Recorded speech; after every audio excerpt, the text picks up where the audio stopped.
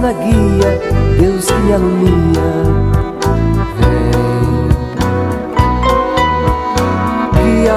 O Clube do Ouvinte RU Nossa Senhora de Guadalupe traz até você a Lei do Amor. Defende dos perigos, dos inimigos da vida. Também sou teu povo, Senhor, estou nessa estrada. Somente a tua graça basta e mais nada, o povo de Deus. Mais uma vez é uma grande alegria chegarmos a tantos lares, a tantos irmãos e irmãs que nos ouvem pelas ondas da Rádio Universidade com o programa A Lei do Amor. Nesta quinta-feira santa, em que estamos comemorando a instituição do sacerdócio, e a instituição da Eucaristia, nós lembramos a todos os irmãos e irmãs que nos ouvem que seria bom fazer uma prece ao Senhor pelos padres, que hoje é o dia próprio de se comemorar o dia do padre, porque é o dia em que Jesus instituiu a Eucaristia e mandou que os sacerdotes fizessem isso em sua memória. E também pedir ao Senhor que envie mais vocações, né? Porque são muito poucos aqueles que hoje querem se dedicar ao sacerdócio, ao diaconato permanente e também aos diversos ministérios que nós temos na igreja.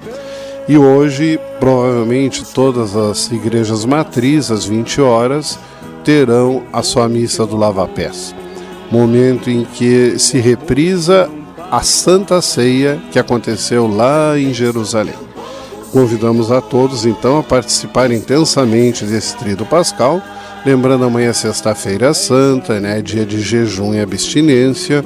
Aí muitas pessoas dizem, mas como é que é esse jejum e abstinência? Bom, é bem claro. Maiores de 16 anos, né, até os 60, deveriam fazer uma refeição completa e deixar as outras duas refeições mais simples. Mas, infelizmente, o que a gente vê assim no comum é que aqueles que são abastados e que podem ter recursos fazem grandes peixes, siri, bacalhoada, camarão, né? Se abstêm da sobremesa, mas fazem lautas refeições. Então, a igreja, desde o ano 2000, sugeriu o seguinte, né? Se as pessoas, por motivo de viagem, por motivo de doença, eu sou diabético, por exemplo, então grandes jejuns não convém a mim. Então eu devo ter uma alimentação mais balanceada durante o dia, de 3 em 3 horas, né? Então eu não estou rompendo com o jejum e abstinência da Sexta-feira Santa, porque eu tenho uma especificidade no meu corpo. Mas a gente pensa como a igreja que diz, olha, se eu não posso fazer o jejum, se eu me esqueço de fazer o jejum, se eu convidado para uma reunião de família onde tem um grande almoço, que eu faça uma obra de misericórdia no lugar do jejum. Que eu ceda alimentos a quem não tem os alimentos necessários, que eu faça uma visita a alguém doente para levar um pouco de paz, um pouco de alegria, né, que eu faça orações dedicadas, sobretudo, né, a situações tão trágicas no mundo, de tantas guerras, mortes e destruições, né. Tudo isso compensa a ausência desse jejum na sexta-feira. Mas se alguém quer fazer jejum, é recomendado, é uma prática boa, né? Até o próprio Jesus uma vez dizia aos apóstolos, né? Certas espécies de demônios, quer dizer, tentação que nós temos, só com jejum e oração é que a gente arranca. Por quê? Porque o jejum mortifica o corpo. E o corpo mortificado não é uma autoridade tão forte sobre a nossa alma, sobre a nossa mente, sobre o nosso coração. Então, convidamos a todos também a pensarem com carinho nesta prática da igreja. Depois temos o sábado de Aleluia, a liturgia mais bonita e mais rica, né? Onde comumente nas primeiras comunidades se batizavam os adultos, né? Os catecúmenos. Então todas as igrejas também matrizes devem ter, e algumas comunidades. E domingo, a Páscoa, né? O dia da ressurreição, o dia da nova humanidade, o dia do Senhor, porque como já tínhamos falado anteriormente, lá no terceiro mandamento, né? É o dia da ressurreição. o dia em que saímos da morada dos mortos e todos temos a certeza, iremos para a eternidade, nos tornamos eternos diante e com Deus no céu. E hoje, então, o nosso programa, trabalhamos sobre o 6º mandamento. E lá no livro do Êxodo, no capítulo 20, quando Moisés recebeu as tábuas da lei, originalmente o 6º mandamento era traduzido por não cometerás adultério. Mas com o passar do tempo, a igreja dividiu o 9º mandamento, entre as coisas e as pessoas, que nós vamos ver depois no 9º e 10º mandamento. Então, não cometer adultério passou para o 9º, e o 6º mandamento passou para não pecar contra a castidade. Desde o momento em que nós somos batizados, nós nos tornamos um templo vivo do Espírito Santo. Deus habita em cada um de nós. Ora, como Deus habita em cada um de nós, Deus automaticamente nos faz sentir que Ele está conosco e nada pode nos separar do seu amor, a não ser o nosso orgulho próprio e a concupiscência da nossa carne, que nos faz valorizar demais as coisas que existem nesse mundo e de menos aquelas para as quais nós somos convidados, sobretudo nesse fim de semana na Páscoa, a refletir sobre a brevidade do nosso tempo aqui na Terra e sobre a certeza da eternidade junto a Deus. Deus é amor e vive em si mesmo um mistério de comunhão pessoal de amor. Criando-nos à sua imagem, Deus escreve na humanidade do homem e da mulher a vocação e assim a capacidade e a responsabilidade do amor e da comunhão. Deus criou o ser homem à sua imagem, homem e mulher Ele nos criou, diz lá no livro do Gênesis, no capítulo 1. Também no Gênesis, no capítulo 1, versículo 28, ele diz: sede fecundos e multiplicai-vos. Quando Deus criou o ser humano, Ele o criou à semelhança de Deus, criou homem e mulher e os abençoou. E no dia em que os criou, Deus os chamou de ser humano. Ora, a sexualidade afeta todos os aspectos da pessoa humana, em sua unidade de corpo e alma. Diz respeito particularmente à afetividade, à capacidade de amar e de procriar, e de maneira mais geral, a aptidão para ter vínculos de comunhão com os outros. Cabe a cada um, homem e mulher, reconhecer e aceitar sua identidade sexual. A diferença e a complementariedade físicas, morais e espirituais estão orientadas para o bem do casamento e para o desabrochar da vida familiar. A harmonia do casal e da sociedade depende em parte da maneira como se vivem. Entre os sexos, a complementariedade, a necessidade e o apoio mútuos. Isso nos diz o Santo Padre João Paulo II no seu catecismo, E lá no seu documento sobre o sino da família, familiares consórcio, ele diz assim: ao criar o ser humano, homem e mulher, Deus dá dignidade pessoal de modo igual ao homem e à mulher. O homem é uma pessoa, e isso na mesma medida para o homem e para a mulher, pois ambos são criados à imagem e à semelhança de um Deus pessoal. Isso quer dizer que, infelizmente, passados 21 séculos da nossa civilização pós-Cristo, e não sabe-se quantos antes, desde a criação, como ainda existem sociedades que discriminam demais a mulher. A mulher, em alguns lugares, é objeto de cama e de mesa.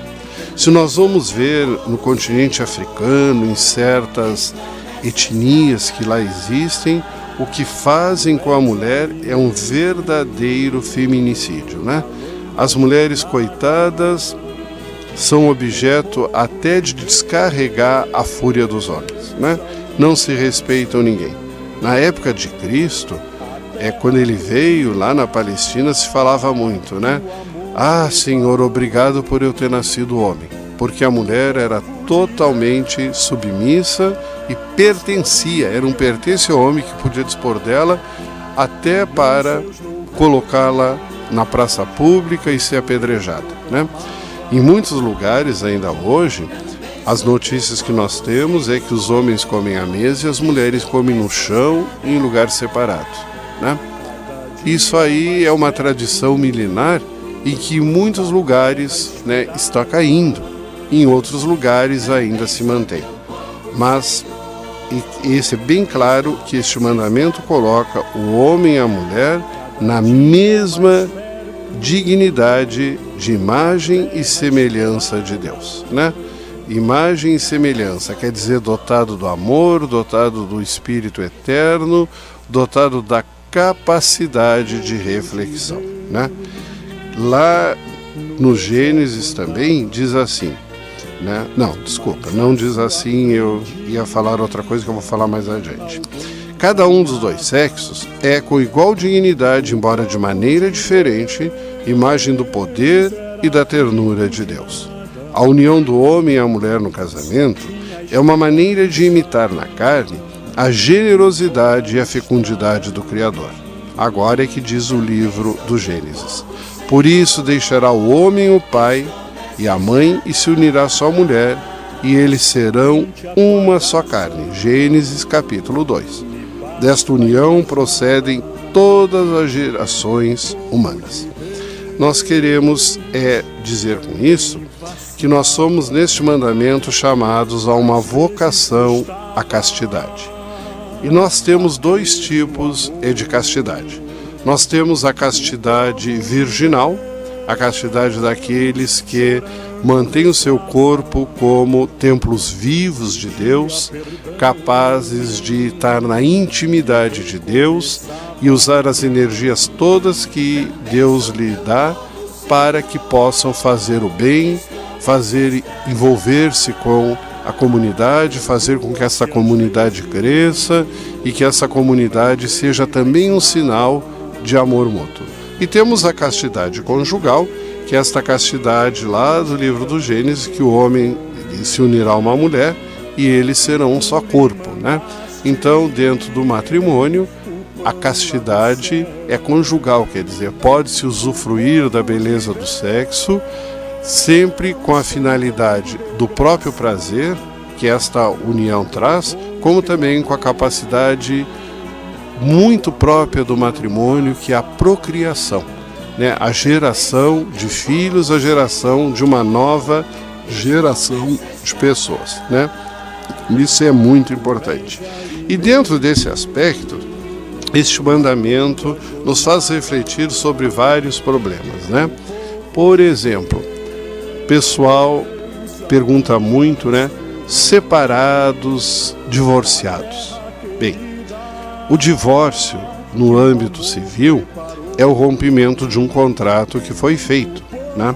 E às vezes alguns separam, eu conheço vários que separam, mas por opção, ou às vezes até por entenderem mal, por um certo receio, né? Nós vamos ficar separados, mas não vamos fazer o divórcio porque é um pecado.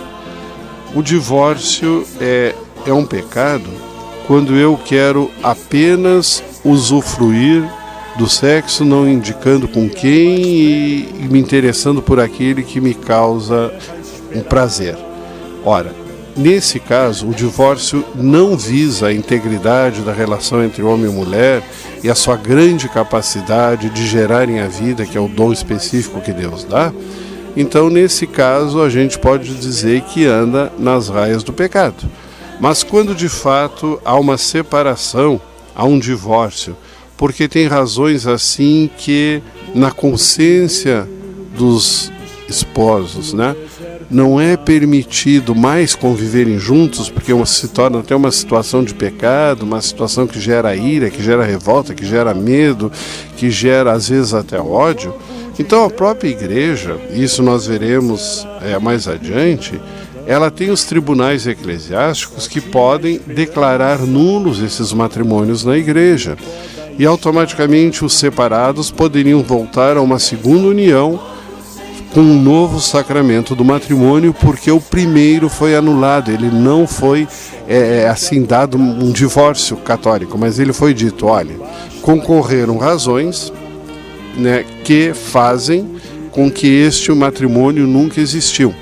O matrimônio ele se dá no momento em que o esposo e a esposa fazem o seu consentimento de aceitar o outro para toda a vida. Neste momento do consentimento, tem muitas razões, tem muitas coisas, né?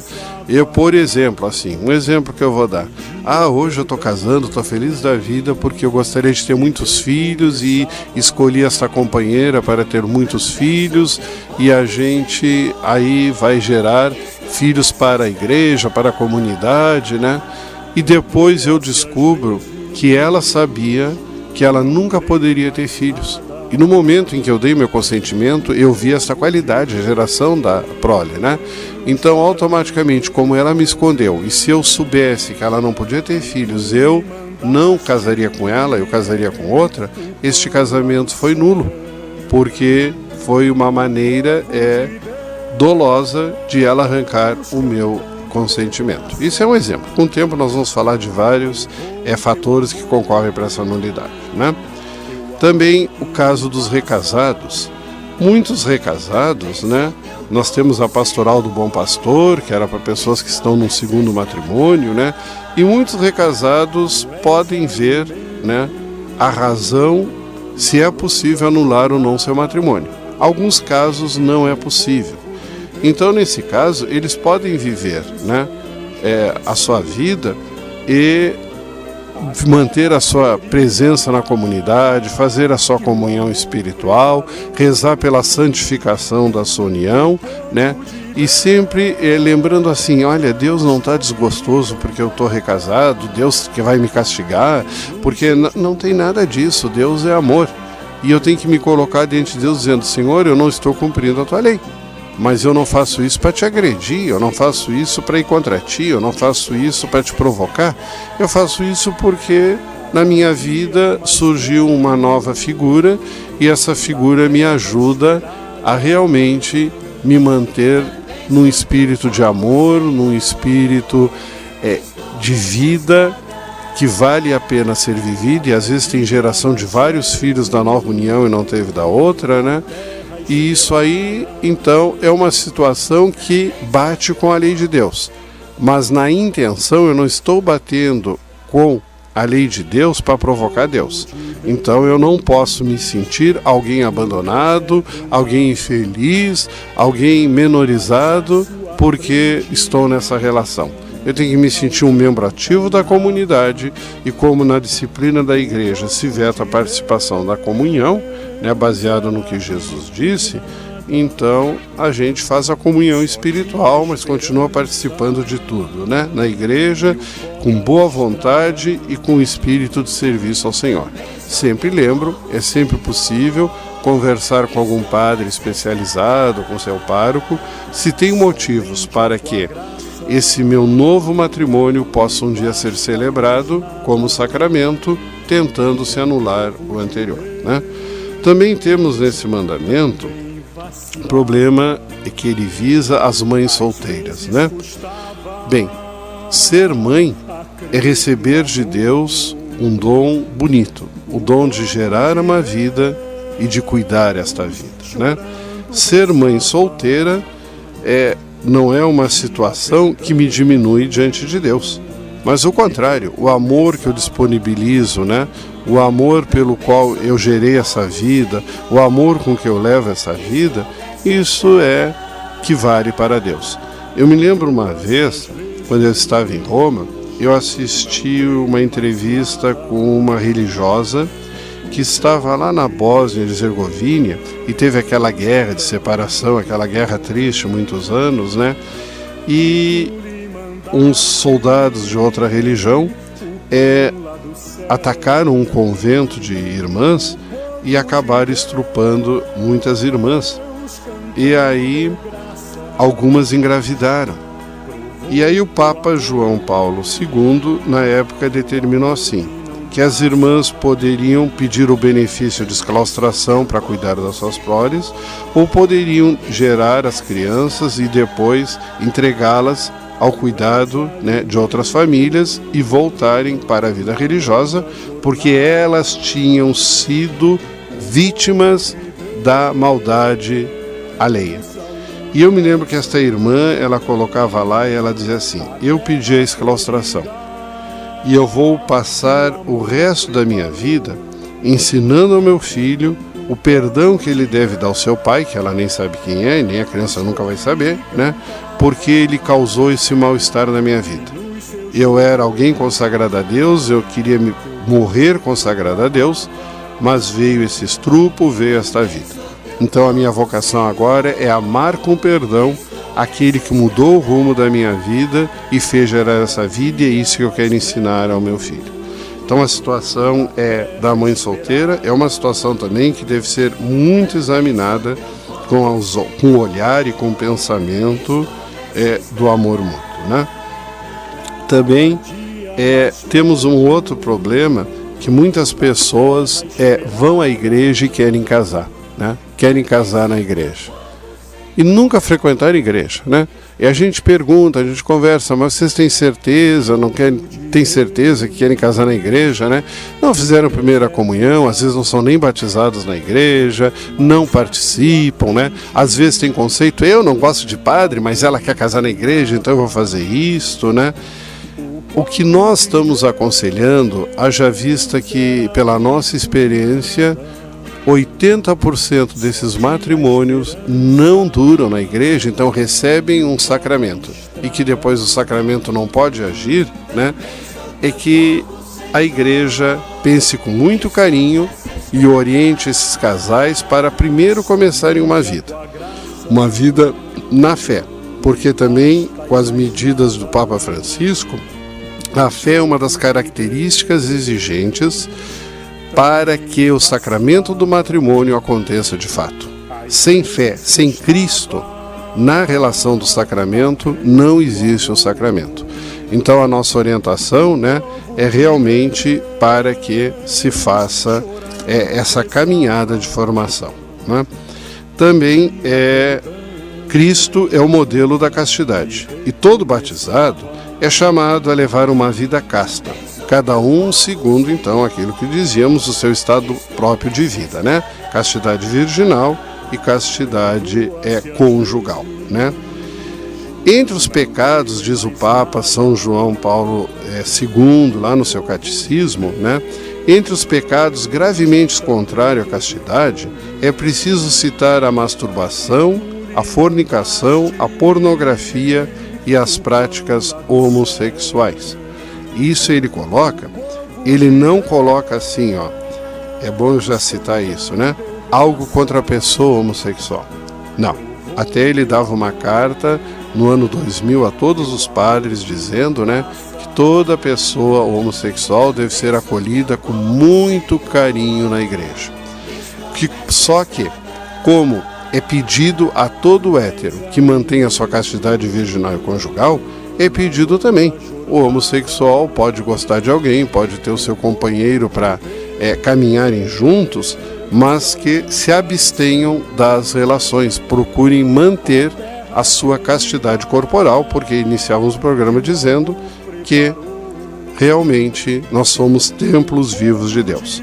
A masturbação, porque é um ato egoísta. Eu, no meu pensamento, eu uso alguém sem se alguém saber nada das minhas afeições, dos meus desejos, dos meus pensamentos em relação a ela, né? É um ato totalmente, e que pode acabar se tornando também uma luxúria, quer dizer, um prazer, eu busco prazer exageradamente na manipulação dos órgãos sexuais, né? Então isso ele é condenado, né? E automaticamente essa luxúria pode me levar também a uma fornicação totalmente exagerada, que tem sérios riscos para a vida, sérios riscos de todos os sentidos. E a pornografia, porque eu tenho tanta beleza no mundo para encher os meus olhos, porque eu vou deixar entrar pelos olhos algo que me coloca a mente e o coração totalmente distorcidos de todos os valores, e concorre só para um valor, né? E um valor que no fim não vai levar a nada, né? Vai fazer crescer, vai deformar a minha mente, né? Então, esses aí são os grandes pecados no mundo de hoje que este mandamento nos coloca, né? Então, também para os que mantêm a sua castidade conjugal, o adultério, a poligamia e a união livre, né? Elas são uma ofensa grave à dignidade do matrimônio. Mas por ser uma ofensa grave à dignidade do matrimônio, automaticamente também tem a formação de consciência, para que aquilo que for possível a gente possa corrigir, como eu dizia antes, né? E agora então, nesse espírito de Semana Santa, nós queremos deixar também para vocês uma música, né, que fala justamente do amor de Deus por Israel. Israel somos todos nós, os escolhidos, os batizados, aqueles que se inserem em diversas religiões no caminho da construção do bem e a de ser chamas vivas do amor de Deus. Queremos deixar a todos a nossa bênção, a todos o desejo de uma Páscoa de realmente ressurreição, e ressurreição significa substituir valores que antes me levavam no espírito da morte e que agora eu vejo que é necessário em mim crer e viver para que eu tenha o espírito da vida. Que o Senhor ressuscitado ressuscite também em nós os bons costumes. Até a semana que vem, que Deus abençoe a todos e a todas.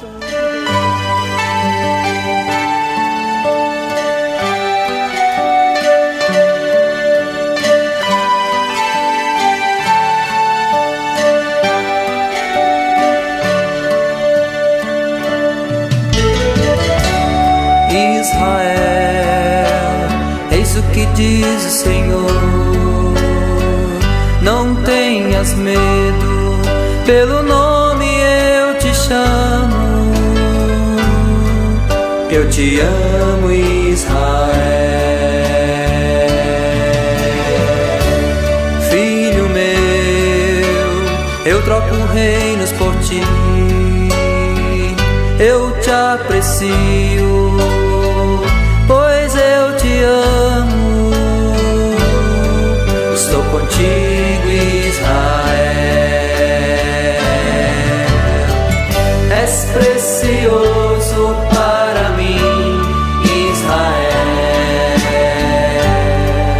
Eu vou te acompanhar.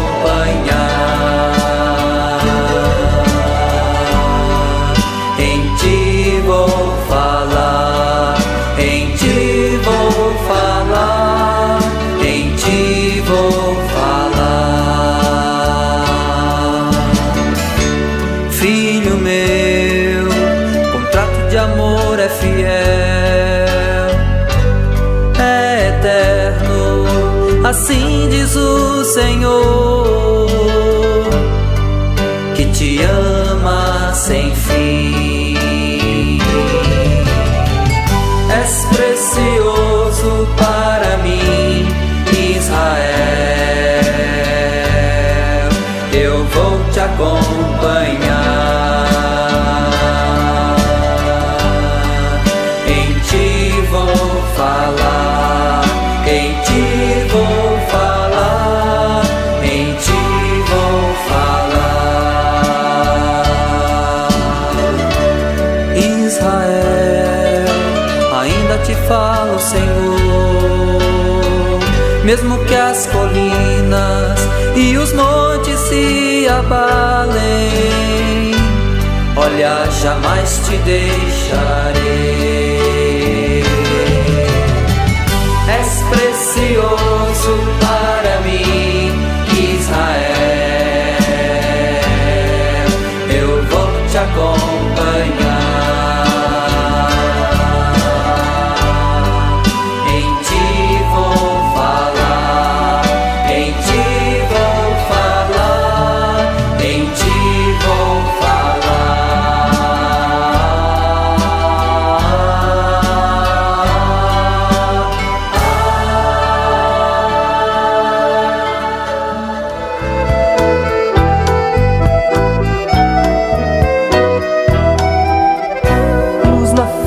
Paz na guia, Deus que me alumia.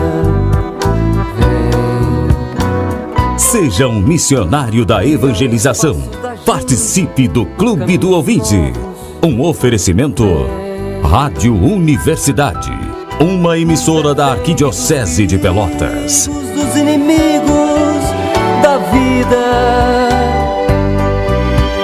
Vem, ó Deus, nos defender, nos proteger. Vem.